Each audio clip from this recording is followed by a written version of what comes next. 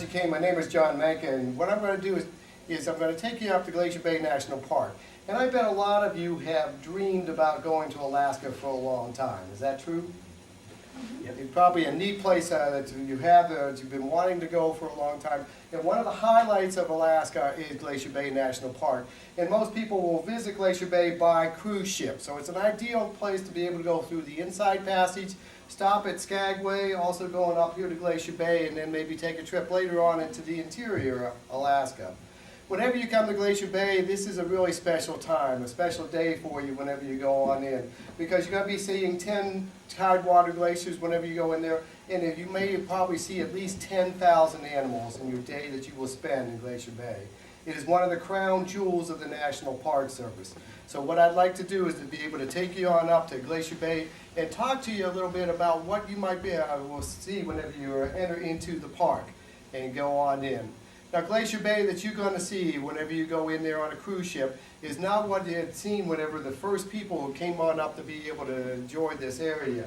Glacier Bay right now has these tidewater glaciers, meaning that the glaciers come down from the mountains all the way down to the ocean.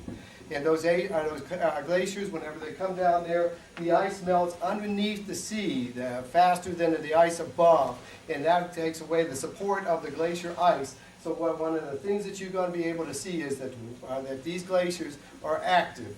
Whenever they are really active, you'll be finding a lot of ice in the water. And maybe one of the highlights of one of your cruises to Alaska will be able to go and see this ice break off. So lots of people sign up to be able to go up to Alaska, but not every boat can go into Glacier Bay because it's kind of regulated, and you'll have to pick a cruise that is specifically going to the national park. But when people go on up, whenever we get close to the ice up there, you want to be out on deck. Because when you're out on deck, not only are you going to be able to see that ice crack off from the side of the glacier down into the water, but whenever it does, it will come down with such velocity, it comes down and it will produce a sound that if you're out on deck, not only will you hear it, but you will feel the shock wave come and hit your body. So it's a fantastic place to be able to go and see the glaciers. But the calving, you have to be lucky to be able to get a really good calving. But sometimes these glaciers are moving as much as 3 to 6 feet per day, and a lot of ice will come off during that time. So be out on deck whenever the ships get up there into the park, and you want to make sure that you're there to be able to experience this. But Glacier Bay didn't always exist. If we go back to Captain Cook, who explored up in Alaska, you would find that Glacier Bay was not even on the maps because it did not exist. At that particular time, it was one of the largest glaciers in Alaska. And what Captain Cook saw in 1776, whenever he went up there to explore that area, was mountains all around that was collecting the snow, that was changing into the ice, to forming glaciers. And when he was there, the mountains were out, and it was a spectacular day for him. So the tallest peak that is in Glacier National Park was named by Captain Cook, Mount Fairweather. Don't expect that it's going to be fair weather if you go to Glacier Bay. You're going to have to be lucky to have a day this spectacular and clear to be able to see the tops of these 15,000-foot peaks. But whenever Captain Cook came, the glaciers were all the way out to icy straits. Glacier Bay had not even started to be formed. What he saw was a wall of ice that went on across, possibly about 8 to 10 miles across at that particular time. And whenever he was there, this is what he put down onto his maps, that the ice front was right out there on what he called icy straits, because this huge glacier would continue to cap off and leave those icebergs in the water on that area that he called icy straits. But his lieutenant later on will come back 16 years after Captain Cook's first voyage up there. And whenever George Vancouver arrives there, Glacier Bay has started to form.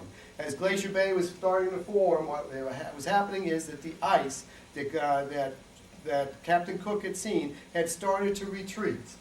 And as it started to retreat, it moved back 5 miles from where it was whenever Captain Cook saw it. So in 16 years, we had these glaciers starting to retreat. And whenever we take a look at this now, we are also maybe thinking at our particular time how glaciers are retreating too, as we are having a global warming and making the temperatures in the world change, and glaciers are starting to change. So Glacier Bay has been set aside because of this great beauty that is there, but it's also been set aside for a laboratory to study these changes in glaciers' behavior. Well, with the ice run 5 miles different, the maps of Alaska was changed in just 16 years.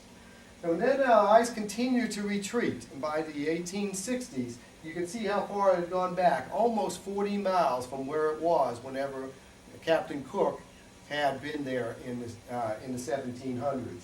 So with that now, Glacier Bay is starting to open up. The sea is coming in to replace the area where the ice was. But the ice was so thick and it had carved so deep into the land that some of the areas here, the water is 2,000 or 3,000 feet deep. And that was how thick the ice was whenever Captain Cook first came there. John Muir was so excited about finding out about Glacier Bay that he went up there in the 1879 and also 1880.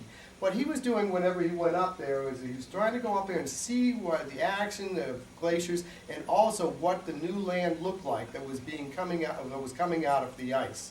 To be able to get in there at that particular time, he convinced the Tlingit Indians to be able to go and paddle him up through the end of the bay up to where the ice was.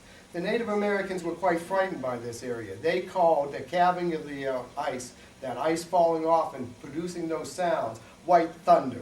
And they thought that it was an evil omen. And they were not real happy to be able to go and take this talkative man up to the ice. But he had convinced them to be able to go paddle him up, to be able to go and see this. John Muir came because he wanted to find out more about his beloved Yosemite in California.